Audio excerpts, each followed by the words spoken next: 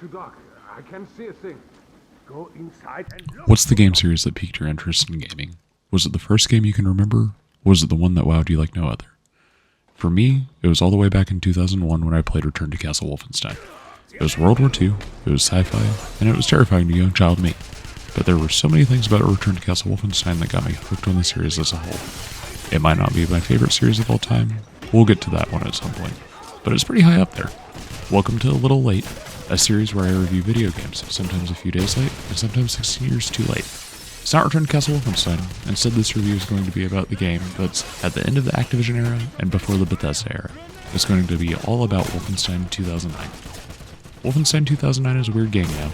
If you haven't watched the series, I'll link the playlist in the full playthrough below. You don't have to watch all of it, but watching a few of the episodes will get you an idea of what it's like if you're unfamiliar with the game. I originally played Wolfenstein 2009 back on release in 2009 on the PS3, and had a ton of fun. I played through it at least twice back then and had tons of fun trying to find all the secrets on each level and each open area. As a brief synopsis though, Wolfenstein 2009 is a direct follow-up to 2001's Return to Castle Wolfenstein, a widely beloved game and one of the ones that I think inspired the modern first-person shooter to a wide extent. In Wolfenstein 2009, you play the usual protagonists of the Wolfenstein series, BJ Blazkowicz, and after a mission where you were the one to destroy the Tirpitz, you get dispatched to the town of Eisenstadt, where all the weird paranormal things happen. While you're there, you make contact with the Kreisau Circle, and notably Caroline Becker, who we're going to see reappear in the 2014 remake. It's a lot like Return to Castle Wolfenstein in a way. This is going to make a lot more sense once I do a review for that one. But you kill Nazis, you deal with paranormal creatures, and there's sci-fi horrors beyond human comprehension. For the final review, skip to the timestamp that I'm going to post in the middle of the screen. To start, we're going to go over the story, and spoilers if you want to play the game. Maybe click out here if you don't want to be spoiled. So starting again, the story can be broken into 4 general parts: the intro, midtown, downtown, and the epilogue. The intro is basically the first cutscene you arriving into Eisenstadt. During the first cutscene, you destroy the Tirpitz, which is about to blow up London or England or somewhere in the British Isles with these kind of scary looking missiles. On the boat, you find this medallion/amulet, and you end up killing everybody with an energy blast while they're trying to kill you. It's spooky and paranormally, and you find out in a cutscene with the old British guy and the American guy, both intelligence guys from the Return to Castle Wolfenstein, that the medallion that you found is related to a large amount of Nazi activity happening in the German town of Eisenstadt. You get smuggled into Eisenstadt on a train, and with the help of the Kreisau Circle, possibly related to the Kreisau Circle of the New Order and New Colossus, and you get roped in during this mission to blow up his supply train. Blowing up the supply train blows up these canisters of blue stuff that makes everybody float. That's bottled black sun energy. It'll be important in a few minutes. It makes for some fun gameplay. Midtown is the majority of the game. You run a bunch of missions, all to disrupt operations there. In the first mission, the dig site, you get a Thule amulet and your first power, slowing stuff down. You find out that there's General Zeta trying to harness the Black Sun to win the war. You find a bunch more missions in Midtown where you find the Nazis at a church, seemingly about to rip the world apart.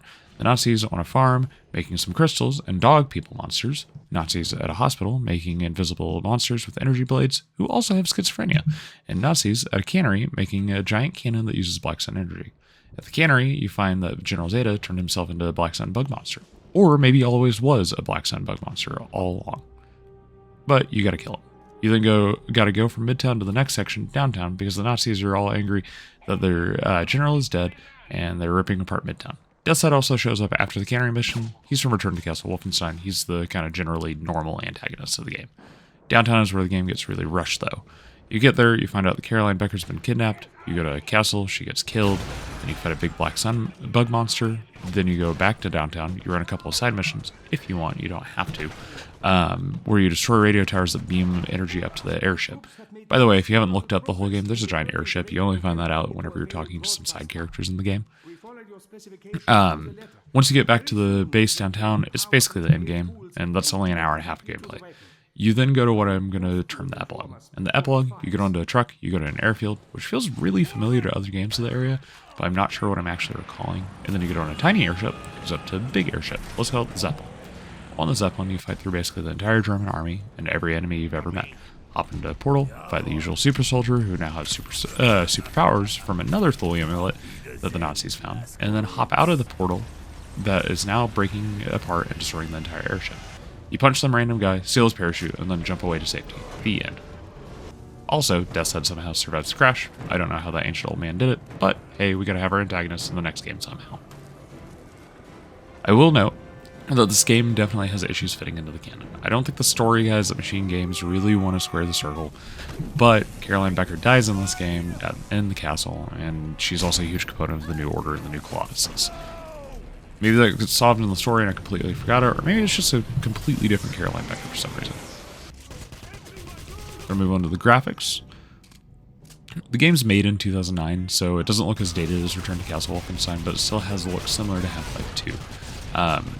In kind of close to a release sort of way. It also has physics like Half-Life 2, so you get effects that throw enemies in the air, boxes that move, etc., etc. I noticed that a lot of the faces in some scenes, especially cutscenes, were really well defined. And then other times I would look over at a character and they had textures that were mapped out very poorly, that were put over poorly defined face maps and were stretched kind of strangely. Thankfully, it was mostly like side NPCs that greet you after a mission, and most of this can be explained by the fact that Wolfenstein 2009 was developed in EdTech 4, an engine that was originally released in 2004, and I think that can explain a lot of the graphical limitations of the game. That being said, the game is not ugly, and is equivalent to other games made around the same time. Especially when you consider that this isn't and has never had any sort of remaster. It just kind of looks old, and it kind of sucks to say, but 2009 was almost 16 years ago at this point. It performs great on modern hardware if you can find it. The finding it is the issue, though. I'll address that later. Moving on to the gameplay. The gameplay overall is very to its time. You know how Doom and every other Doom clone from the 90s feels about exactly the same? This feels like a lot like every shooter from the late 2000s. It's just got that feel to it in a way. I will say that my main complaint, though, is that you move so freaking slow in the game. Walking isn't like a nice stroll. Sprinting is what walking in a normal game feels like. The guns are all really punchy, and each one has its own quirks to make them all unique and give them something that they have to do or do best at throughout the game, but they're usually introduced with very little fanfare. Again, which I feel like is very to its time. Sometimes you'll just be walking and you'll pick it off of an enemy and you go, oh, neat, I have a new gun. Something that was touted throughout the press and on the backs of the games were the moddable guns, which were very rare in games from the era. I think it was fun, and most of the mods just enhanced the gameplay or made you more effective. It wasn't just fluff like some other games at the time that I remember with upgradable guns. What everyone can agree with, though, is the game has one unique, though I think it was inspired by BioShock feature, which was the Thule Medallion. Throughout the entire game, you get new crystals with their own upgrades that you can activate while you're playing. There's some puzzle solving that you do with them, and overall they make combat more fun. There's the time crystal that slows everything down. Then power crystal makes your bullets do more damage and go through wood. The shield crystal gives you a shield. And then there's that one that just gets you into the Veil, which makes you move faster, opens up ladders and secret doors. There's also little floaty guys in the Veil that you can shoot to get creative with your killing. Though you don't really ever get a good time to do that. You can also upgrade the crystals, and those make you more effective, and I think also improves your gameplay a little bit more. I think the thing that kills this game, though, is its availability. I don't think there's an official answer anywhere, but when Bethesda picked up the IP for Wolfenstein in 2010, there were just some rights issues, and nobody has a great answer for it. Somewhere shortly after that, the game got pulled from Steam, and that leaves you with only a few ways to get a hold of it. You can play it on an old console. It was released on Xbox 360 and PS3, which are still floating around, and there's also emulators for those. You bought it in Steam prior to 2010, and you still have access to it, which I think is kind of rare for many people to have an account before then, or you pirated an illegitimate copy of it. I'll leave it up to your imagination on how I played it, but I will say I still have my copy for PS3. The game's abandonware, but I can't tell you how to obtain it due to TOS. I'll say it's not hard, but try it at your own risk.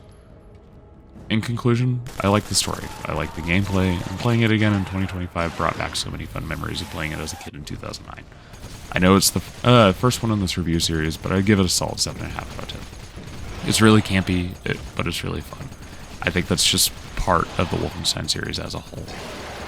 My review might be tainted by rose-tinted glasses, but I think you should watch the series or give playing it a shot. Again, there's going to be links down below to my gameplay of it. I hope you guys have a great day.